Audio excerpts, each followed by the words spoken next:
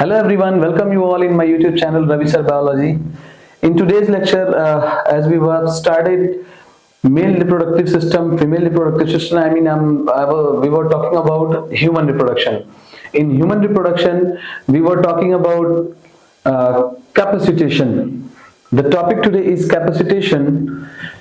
Before explaining capacitation, we need to know that all the sperms they are produced by a male, they never ready or they are not that much functionally active.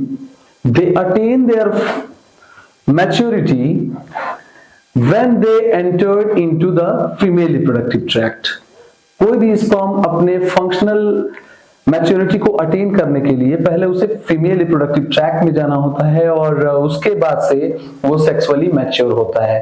तो वो maturity attain करने के लिए उसे female reproductive tract में जाना होता है। So this is very easy to understand. Sperms attain functional maturity,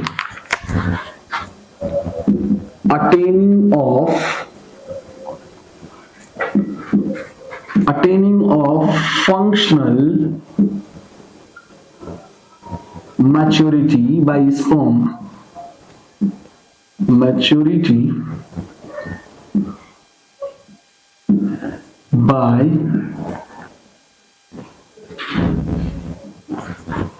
sperm in female reproductive tract. Female reproductive tract. In female reproductive tract, the sperm attain their functional maturity. This maturity is attained by sperm and which causes several changes. Those changes are very, very important. It's a big question for the boards this year because so many times the question has been asked the changes during the capacitation, and those points I have mentioned here, these are the very, very important points that may be splitted in so many questions और there will be different varieties of questions arise from this topic. इस topic पे ढेर सारे questions boards में आने हैं, इस साल के लिए भी बहुत ज्यादा इंपॉर्टेंट है। तो सबसे पहले हम इंपॉर्टेंट क्वेश्चन को टच करते हुए आगे बढ़ते हैं। Changes during capacitation. जब स्पर्म अपना फंक्शनल मैच्योरिटी अटेन करता है तो क्या क्या चेंजेस होते हैं, उन चेंजेस पे हम डिस्कस करेंगे। सबसे पहले रिलीज ऑफ लाइजीन्स। आप सभी जानते हैं ये स्पर्म में जो हेड रीजन होता है उस हेड रीजन पे लाइजीन्स होते हैं और वो लाइजीन्स एंजाइम हेल्प करते हैं पेनिट्रेशन में, स्पर्म के पेनिट्रेशन में ओवम के अंदर जाने के लिए। तो ये हो गया release of lysin, the very first change happens. Second है formation of reception cone. Reception cone जो है ना, ये ओवम है और इस ओवम में रिसेप्शन कोन का फॉर्मेशन होता है। रिसेप्शन कोन का मतलब है the sperm that has to report to a part of particular part of the ovum. जैसे ये यहां पे एक कोन बन गया और इजिली ये जो है स्पर्म आके वहां पे अटैच हो गया तो एक रिसेप्शन कोन का फॉर्मेशन हो जाता है। जैसा कि कोन फॉर्मेशन होगा और तुरंत स्पर्म आके वहां पे अटैच होगा, इस तरह एक रिसेप्शन कोन हो जाएगा और फर्टिलाइजेशन के चांसेस मैक्सिमाइज हो जाएंगे। थर्ड है फर्टिलाइजिंग एंटी फर्टिलाइजिंग रिएक्शन। ये जो फर्टिलाइजिंग है ना, ये ओवम में स्पर्मोफिलिक साइट को बनाता है। एक ऐसा रिएक्शन जिस रिएक्शन में साइट्स, स्पर्मोफिलिक साइट्स बनते हैं। देखो स्पर्मोफिलिक साइट्स के लिए मैं एक डायग्राम बनाता हूं। ये है एक ओवम, ये है एक ओवम और इस ओवम में 3 पॉइंट्स ऐसे होते हैं जैसे पॉइंट 1, पॉइंट 2, पॉइंट 3 और इन पॉइंट्स पे 3 स्पर्म्स अटैच्ड हो जाएंगे। 1, this is 2 and this is the third one which is also spermophilic site। एक ऐसा साइट जहां पे स्पर्म, फिलिक मीन्स होता है to love, sperm to be attached easily, which is called spermophilic site. So ये fertilizin का formation होता है रिएक्शन के बाद और ये स्पर्म्स इजीली इससे अटैच्ड हो जाते हैं। 3 होता है, याद रखेंगे। स्पर्मोफिलिक साइट जो होते हैं वो 3 होते हैं, ये याद रखना है।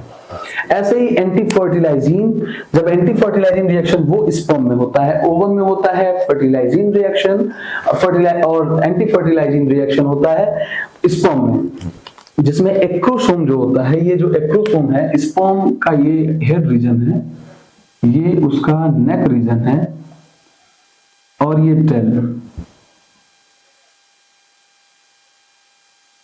तो ये जो पार्ट है ना, यहाँ पे एक्रोसोम का यहाँ एक लेयर होता है, जो acrosome full of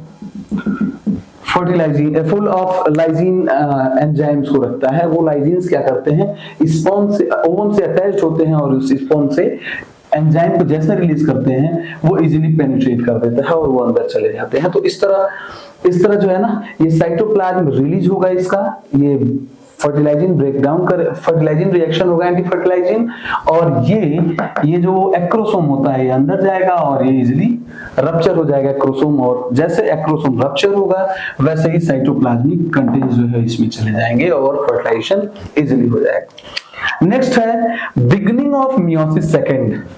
we have already studied this beginning of meiosis second. आपको याद होगा जब ओजेनेसिस हो रहा था, ओजेनेसिस में ओवम का फॉर्मेशन हो रहा था, और ओवम का फॉर्मेशन वो जब हो रहा था तो एक स्टेप ऐसा था जिसको मैंने बॉक्स में बनाया था, और मैंने कहा था कि जो सेकेंडरी ओसाइट है वहां तक फॉर्मेशन होता है, और जैसे स्पर्म फीमेल रिप्रोडक्टिव ट्रैक्ट में आता है तो फर्टिलाइजेशन होता है, और फर्टिलाइजेशन होते ही सेकेंडरी ओसाइट का फॉर्मेशन होता है। पोलर बॉडी एक बनता है, अनइक्वल साइटोप्लाज्मिक डिवीजन यहाँ पे होता है, मैंने पहले भी बता दिया है आपको, unequal cytoplasmic division, unequal cytoplasmic division होगा, और इस डिवीजन में ये जो पोलर बॉडी है ये क्या हो जाएगा, ये रप्चर हो जाएगा, डैमेज हो जाएगा, ओटिड का फॉर्मेशन हो जाएगा। इसी ओटिड को ओवम कहते हैं या इसी को एग कहते हैं। तो ये ओटिड फाइनली प्रोड्यूस हो जाता है। नेक्स्ट चेंज होता है removal of sterols and glycoprotein. ये स्टेरॉल और ग्लाइकोप्रोटीन्स बनाते हैं जो परमिएबिलिटी रप्चर करते हैं, परमिएबिलिटी जो है उसको रिमूव हो जाता है, वो पूरी तरह से रिमूव हो जाता है जब स्टेरॉल और ग्लाइकोप्रोटीन स्पर्म से रिलीज आउट होते हैं। तो परमिएबिलिटी इजीली रिमूव हो जाएगा और इस तरह फर्टिलाइजेशन के चांसेस मैक्सिमाइज कर जाएंगे। और लास्ट है कॉर्टिकल रिएक्शन।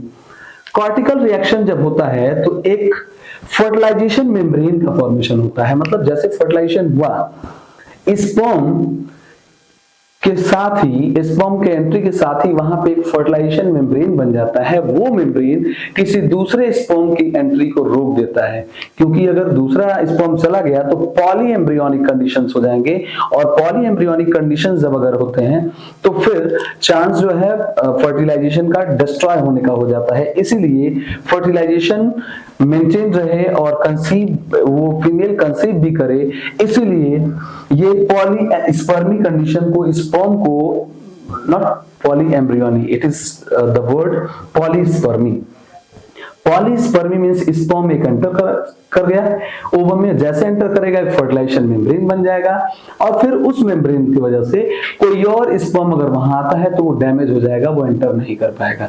ये तभी पॉसिबल है जब वहां पे कॉर्टिकल रिएक्शन होता है। तो ये कॉर्टिकल रिएक्शन भी कैपेसिटेशन के साथ होता है। तो ये चेंजेस होते हैं, ये कुछ चेंजेस होते हैं जो कैपेसिटेशन के वक्त होते हैं। बहुत ज्यादा इंपॉर्टेंट है, बोर्ड का क्वेश्चन है ये।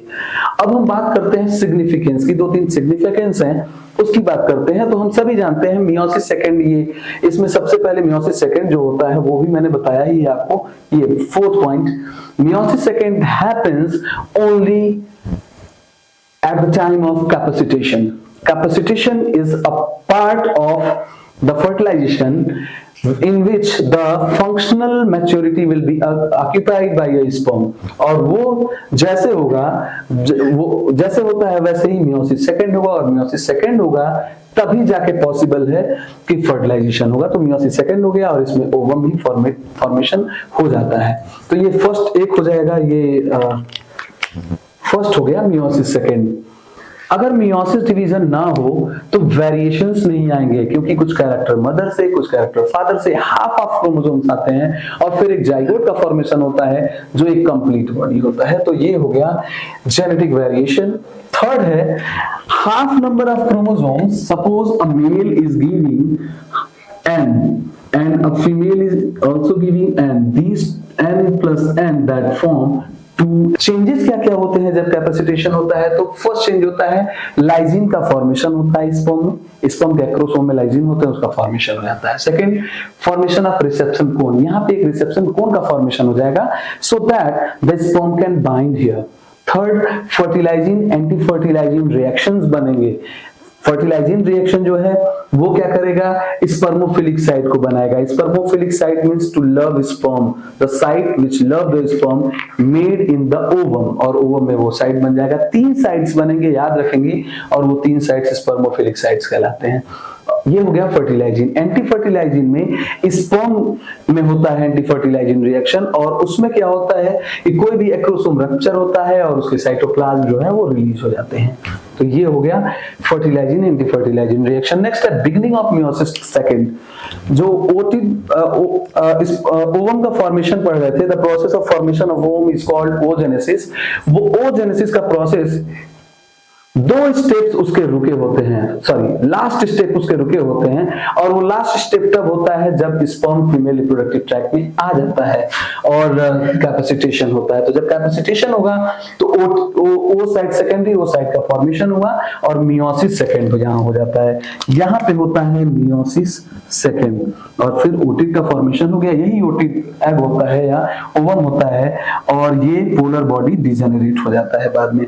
नेक्स्ट है removal of sterol and glycoprotein. Glycoprotein और स्टेरॉल जो होता है, जो स्पर्म के ऊपर होता है, वो रिमूव हो जाता है और जिसकी वजह से विजिबिलिटी इंक्रीज हो जाती है, चांसेस ऑफ फर्टिलाइजेशन ज्यादा हो जाता है। और लास्ट है कॉर्टिकल रिएक्शन।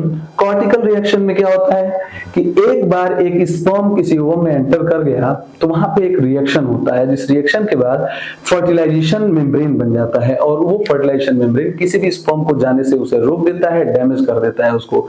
तो वो पॉलीस्पर्मी कंडीशन को अवॉइड कराता है। तो ये बहुत ही इंपॉर्टेंट लाइन है, polyspermy condition to be avoid by cortical reaction in the capacitation. So this is all about capacitation and changes during capacitation. So in the next topic we will talk about menstrual cycle in females. Stay with me for more updates. Thank you.